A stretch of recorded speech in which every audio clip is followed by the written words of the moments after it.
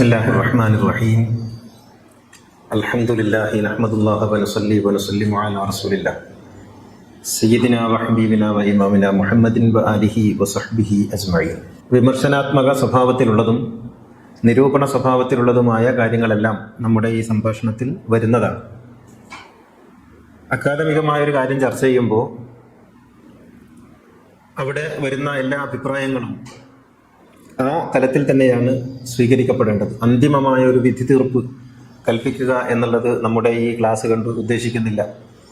മറിച്ച് ഏതൊക്കെയോ മേഖലകളിലേക്ക് മനുഷ്യൻ കടന്നു ചെല്ലാൻ മടിക്കുന്ന അല്ലെങ്കിൽ കടന്നു ചെന്നിട്ടില്ലാത്ത വിഷയങ്ങളിലേക്ക് കണ്ണു തുറപ്പിക്കുകയും ഒരു ടോർച്ച് അടിക്കുകയും ചെയ്യുക എന്നുള്ളതാണ് നമ്മൾ ഉദ്ദേശിക്കുന്നത്. ലാ ഇലാഹ ഇല്ലല്ലാഹ് എന്നുള്ളത് എന്താണ് അർത്ഥമാക്കുന്നത്?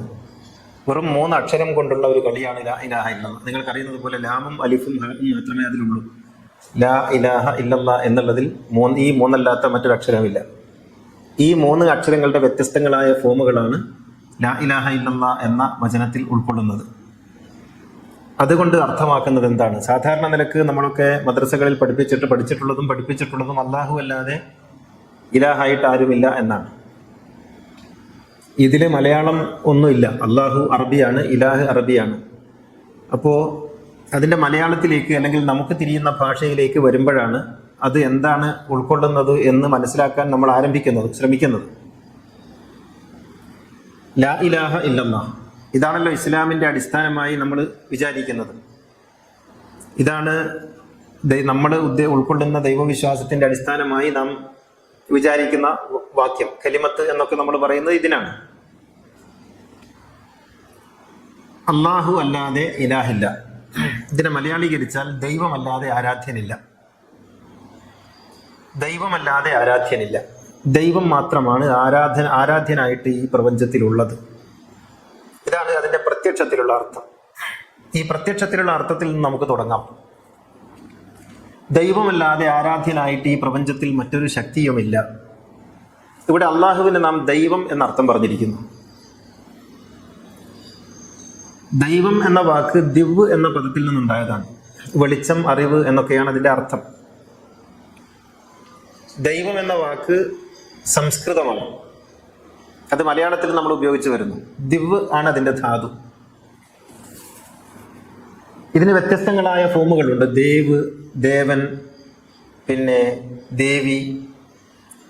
ഇതൊക്കെ ഇതിൽ നിന്ന് ഉരുത്തിരിഞ്ഞിട്ടുണ്ടായ മറ്റു പദങ്ങളാണ്. പക്ഷെ എല്ലാറ്റിനും അർത്ഥം ഒന്നല്ല. ഇപ്പൊ ദിവ്യം എന്ന് നമ്മൾ പറയും. ദിവ്യം എന്ന് പറയുന്നത് ദൈവികം എന്ന അർത്ഥത്തിലുമാകാം, അല്ലെങ്കിൽ അതിശയകരം എന്ന അർത്ഥത്തിലാകാം, ജ്ഞാനപരം എന്ന അർത്ഥത്തിലാകാം. അങ്ങനെ പല അർത്ഥത്തിലും ദിവ്യം എന്ന് ഉപയോഗിക്കും. അദ്ദേഹത്തിൽ ദിവ്യത്വമുണ്ട് എന്ന് നമ്മൾ പറയും. അല്ലെങ്കിൽ ഒരു ദിവ്യ വെളിച്ചം അദ്ദേഹത്തിനുണ്ട് എന്നൊരാളെ കുറിച്ച് നമ്മൾ പറയും. അപ്പോൾ ഉപയോഗിക്കുന്ന സ്ഥലത്തിന്റെ പ്രത്യേകതകൾ മാനിച്ചുകൊണ്ടാണ് അതിന്റെ അർത്ഥങ്ങളും വ്യാപ്തിയും ഒക്കെ അളക്കുന്നത്. അള്ളാഹു എന്ന പദത്തിന് വ്യത്യസ്തങ്ങളായ ചില ഉൽപ്പത്തി കണക്കാക്കപ്പെട്ടിട്ടുണ്ട്. അതിലൊന്ന് അൽ ലാഹു എന്നുള്ളതാണ്. അലിഫ്ലാമ്, പിന്നെ ഒരു നിഷേധത്തിന്റെ ലാ, പിന്നെ ഒരു ഹ എന്ന ദമീർ. അൽ ലാഹു.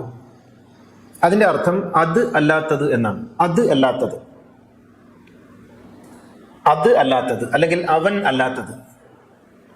ഒന്നൊന്നാ എണ്ണി തൊട്ടെണ്ണും പൊരുൾ ഒടുങ്ങിയാൽ നിന്നിടും ദൃക്ക് പോലുള്ളം നിന്നിൽ അസ്പന്ദമാകണം.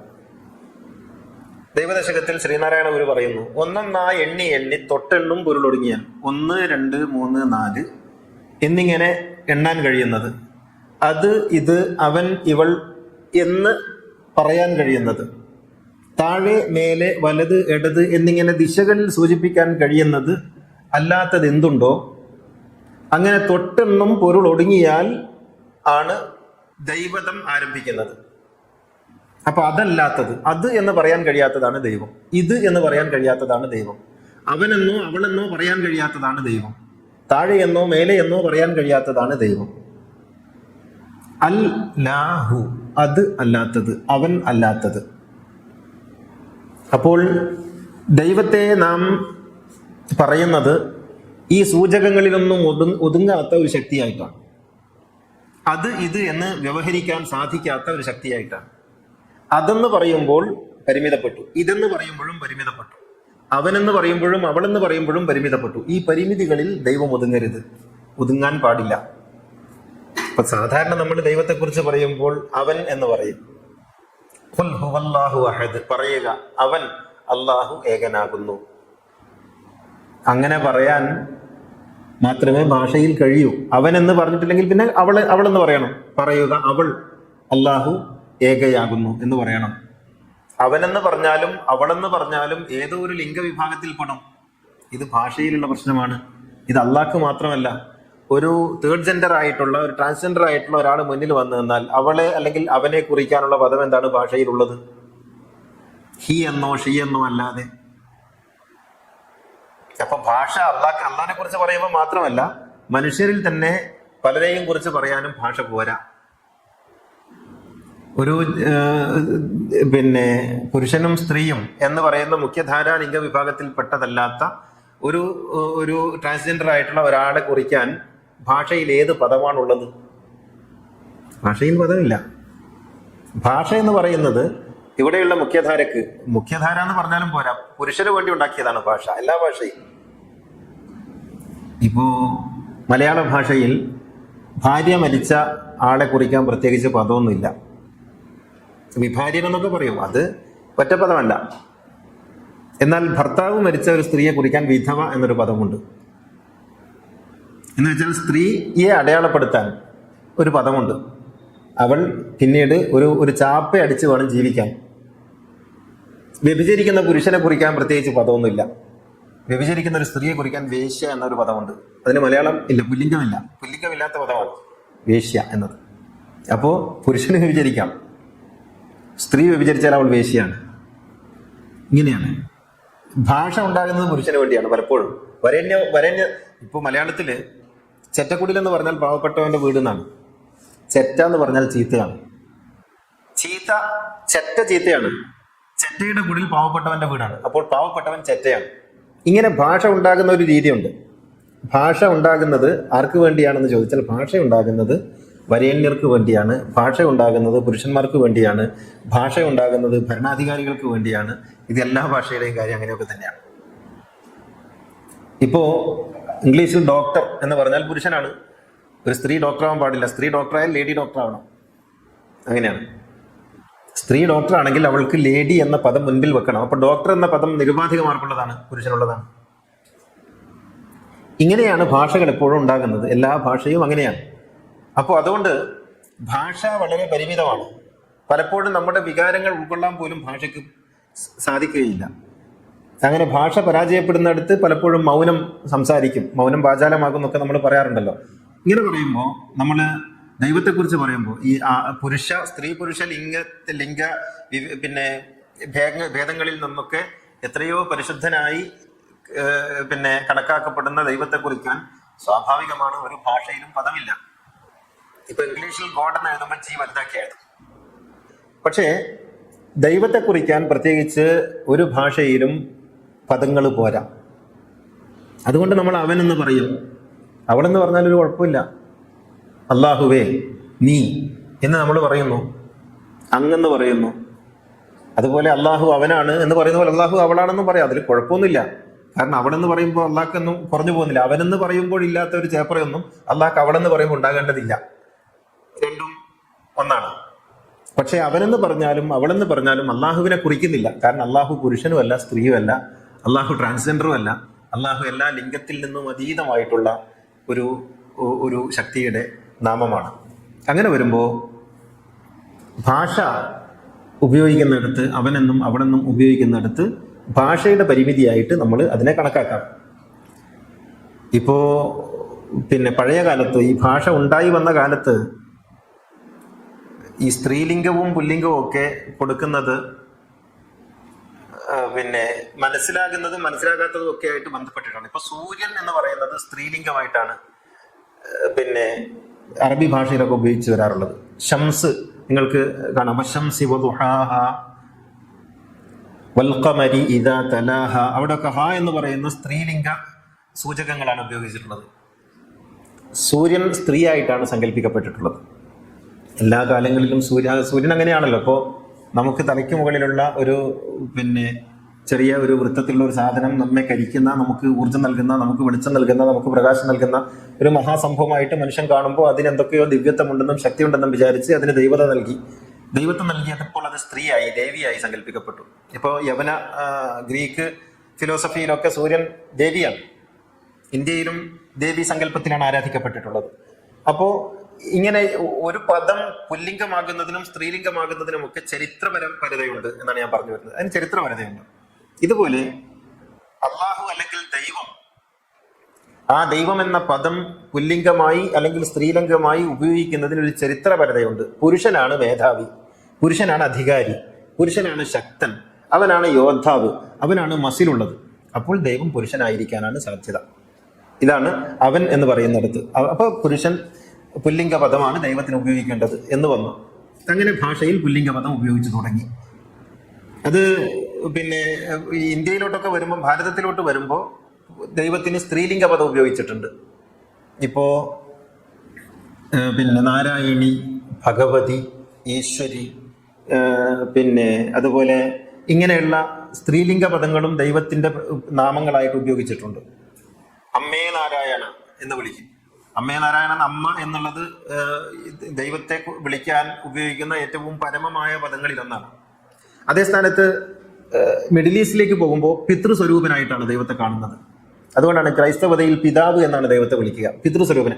ഇവിടെ മാതൃസ്വരൂപയായിട്ടാണ് ഭാരതം പോലുള്ള രാജ്യങ്ങളിൽ ദൈവത്തെ കണ്ടിരുന്നതെങ്കിൽ മിഡിൽ ഈസ്റ്റിലേക്ക് പോകുമ്പോൾ ദൈവത്തിന് പിതൃരൂപമാണ് ഉണ്ടായിട്ടുള്ളത്. അപ്പോൾ അവിടെ പിതൃ സ്വഭാവത്തിലാണ് ദൈവത്തെ കണ്ടത്. അതുകൊണ്ട് പിതാവേ അങ്ങ്, പിതാവേ അങ്ങയുടെ എന്നൊക്കെ അവർ വിളിച്ചു. അത് അറേബ്യയിലേക്ക് വന്നപ്പോഴും ഏതാണ്ട് ആ ഒരു സ്വഭാവം തന്നെ കൈവന്നു. അത് പിതൃഭാവത്തിലാണ് ദൈവത്തെ കണ്ടത്. അതുകൊണ്ട് ദൈവത്തെ അവൻ എന്ന് അവിടെ വിളിച്ചു. ഇങ്ങോട്ട് വരുമ്പോൾ ഇവിടെ മാതൃഭാവത്തിലാണ് ദൈവത്തെ കണ്ടത്. അതുകൊണ്ട് ദേവി, അമ്മ എന്നൊക്കെ വിളിച്ചു തുടങ്ങി. ഈ ഒരു വ്യത്യാസമേ ഉള്ളൂ ഈ വിളിയിലൊക്കെ. അപ്പോൾ ഇവിടെ ദേവി എന്ന് വിളിക്കുന്നു, ദൈവത്തിന് എന്തോ നഷ്ടപ്പെട്ടു പോയി എന്നൊന്നും വിചാരിക്കേണ്ട. അവിടെ ദേവാന്ന് വിളിക്കുന്നു, അവിടെ എന്തോ ഉയർന്നു പോയി. ഇത് രണ്ടും ദൈവത്തെ ബാധിക്കുന്ന സംഗതിയല്ല. നമ്മൾ എന്തൊക്കെ എങ്ങനെയൊക്കെ വിളിക്കുമ്പോഴും ഇതൊന്നും ദൈവത്തെ ബാധിക്കുന്നില്ല. ഇതിനൊക്കെ അപ്പുറത്തായിരിക്കുന്നതാണ് ദൈവം എന്ന് പറയുന്നത്. ഇനി ഈ വാക്കുകളിലേക്ക് വരാം. അല്ലാഹു എന്ന പദം രൂപപ്പെട്ടത് എന്ന് മുതലാണ്. ഇപ്പൊ നമ്മള് ഈ കുറച്ച് ആഴ്ചകൾക്ക് മുമ്പ് ഒരു ഖുത്ബയിൽ ഈ പദങ്ങളെ കുറിച്ച്, ഭാഷയെ കുറിച്ച് പറഞ്ഞിരുന്നു. ഭാഷ രൂപപ്പെട്ടതിന് ശേഷമാണ് ഭാഷയിൽ നാമങ്ങൾ ഉണ്ടാകുന്നത്. ഈ നാമങ്ങൾ ഉണ്ടായതിനു ശേഷമാണ് ആ നാമം ദൈവത്തിൻ്റെതാണ് എന്ന് ആരോപിക്കുന്നത്. ഇപ്പോൾ അറബി ഭാഷ ഉണ്ടായിട്ട് ഏതാണ്ട് 3000 വർഷമായെന്ന് മാക്സിമത്തിൽ നിന്നുകൊണ്ട് പറയാം. ഈ ഭാഷ ഉണ്ടായതിനു ശേഷമാണ് അള്ളാഹു എന്ന പദം ഉണ്ടായത്. അള്ളാഹു എന്ന പദം ഉണ്ടായത് ഇതിനു ശേഷമാണ് അത് ദൈവത്തിൻ്റെതാണെന്ന് ആരോപിക്കുന്നത്. അപ്പോൾ അള്ളാഹുവിന് 3000 വർഷത്തെ പഴക്കമേ ഉള്ളൂ. അള്ളാഹുവിന് 3000 വർഷമേ പ്രായമുള്ളൂ, അല്ലല്ലോ, അതിന് മുമ്പ് ഉണ്ടല്ലോ. അപ്പോൾ ഭാഷയിലുള്ള ഒരു പദവും അത്യന്തികമല്ല, ഒരു പദവും അത്യന്തികമല്ല. ഇപ്പൊ ഇന്ന് നിലവിലുള്ള, ലോകത്ത് നിലവിലുള്ള ഏറ്റവും പഴക്കമുള്ള ഭാഷയാണ് തമിഴ്. ആണ്ടവൻ എന്ന് പറയും. ആണ്ടവൻ അവിടെ പറയുന്ന വാക്കുകളിൽ ഒന്നാണ് ആണ്ടവൻ. ആണ്ടവൻ എന്ന ഒരുപക്ഷെ അള്ളാഹു എന്ന വാക്കിനേക്കാൾ പഴക്കമുള്ള ദൈവനാമമാണ് ആണ്ടവൻ എന്ന് പറയുന്നത്. അതിനേക്കാളും പഴക്കമുള്ള ഒരു ഭാഷ ഉണ്ടെങ്കിൽ ഒരുപക്ഷെ തമിഴിന് ശേഷമാണെന്ന് ഞാൻ വിചാരിക്കുന്നു. പേർഷ്യൻ ഭാഷയാണ് രണ്ടാമത് ലോകത്തിലെ ഏറ്റവും ഓൾഡസ്റ്റ് ലാംഗ്വേജ് ആയിട്ടുള്ളത്. അതും അങ്ങനെ തന്നെയാണ്. പിന്നെ ചൈനീസ് ആണ്. അപ്പോ ഈ ഭാഷകളിലൊക്കെ ദൈവത്തെ സൂചിപ്പിക്കുന്ന പദങ്ങൾ ഉണ്ടായതിനു ശേഷമാണ് അറബിയിൽ അള്ളാഹു എന്ന പദം ഉണ്ടായത്. അപ്പൊ ആദിൻ നബി അള്ളാഹ് വിളിച്ചിട്ടില്ല എന്നൊക്കെ ചോദിക്കും. ആദിൻ നബിയുടെ ഭാഷയിലാണ് ദൈവത്തെ വിളിച്ചത്. അള്ളാഹു എന്ന പദം അറബി ഭാഷയിലാണ് ഉണ്ടായത്. അപ്പോ ഈ പദങ്ങളൊന്നും അത്യന്തികമായി ദൈവത്തെ കുറിക്കുന്ന, അള്ളാഹുവിനെ അല്ലെങ്കിൽ ഈ പ്രപഞ്ചത്തിന്റെ സൃഷ്ടാവിനെ കുറിക്കുന്ന പദങ്ങളല്ല എന്ന് നമ്മൾ തിരിച്ചറിയണം. അപ്പൊ ഇസ്മുല്ലാഹിൽ ആളം അല്ലെങ്കിൽ ജലാലത്തിന്റെ ഇസ്മ എന്നൊക്കെ അള്ളാഹുവിനെ കുറിച്ച് നമ്മൾ അള്ളാഹ് എന്ന പദത്തെ കുറിച്ച് പറയുമ്പോൾ അത് അറബി ഭാഷയിലുള്ള ഒരു സങ്കല്പമായിട്ടേ നമ്മൾ കണക്കാക്കേണ്ടതുള്ളൂ. ഇതാണ്. അപ്പോൾ ഈ നാമങ്ങളല്ല ദൈവം. ഇത് നമ്മൾ ആദ്യം മനസ്സിലാക്കണം. നാമങ്ങളല്ല ദൈവം. നാമങ്ങൾ ദൈവത്തിലേക്കുള്ള സൂചകങ്ങളാണ്. ഇപ്പം മുസ്തഫ എന്ന് പറയുന്ന എനിക്ക് മുസ്തഫ എന്ന് പറയുന്ന നാമം എനിക്കുണ്ട്. യഥാർത്ഥത്തിൽ ഈ നാമമല്ലല്ലോ ഞാനെന്ന് പറയുന്നത് ആ നാമത്തെയും അപ്പുറത്ത് നിൽക്കുന്ന ഒരു വ്യക്തിത്വമാണ്, ഒരു അസ്തിത്വമാണ്, ഒരു ഉണ്മയാണ്. എൻ്റെ കാര്യം അങ്ങനെയാണെങ്കിൽ ഈ പ്രപഞ്ചത്തിന്റെ സൃഷ്ടാവായ മഹാശക്തന്റെ, മഹാസംവിധായകന്റെ അസ്തിത്വം ഒരു നാമത്തിൽ ഒതുങ്ങുന്നതല്ല. നാമം അതിലേക്കുള്ള ഒരു സൂചകം മാത്രമാണ്. അപ്പോൾ നിങ്ങൾ എന്ത് നാമം വിളിച്ചാലും, അള്ളാഹു എന്ന് വിളിച്ചാലും, ഭഗവാൻ എന്ന് വിളിച്ചാലും, ഈശ്വരൻ എന്ന് വിളിച്ചാലും, ഗോഡ് എന്നോ ഹുദ എന്നോ വിളിച്ചാലും, എല്ലാം ആണ്ടവൻ എന്ന് വിളിച്ചാലും എല്ലാം ഒരേ സ്റ്റാറ്റസ് ആണ് എന്ന് മനസ്സിലാക്കണം. എല്ലാവരിനും ഒരേ സ്റ്റാറ്റസ് ആണ്. അപ്പൊ അള്ളാഹ് എന്ന് വിളിക്കുമ്പോൾ അതിന്റെ സ്റ്റാറ്റസ് കൂടുതലും, ആണ്ടവൻ എന്ന് വിളിക്കുമ്പോൾ അതിന്റെ സ്റ്റാറ്റസ് കുറവൊന്നുമില്ല. എല്ലാറ്റിനും ഒരേ സ്റ്റാറ്റസ് ആണ്, ഒരേ മെറിറ്റ് ആണ്. എല്ലാം സൂചിപ്പിക്കുന്നത് ഒരേ ശക്തിയാണ്. ഇത് ഖുർആനിൽ പറയുന്നുണ്ട്.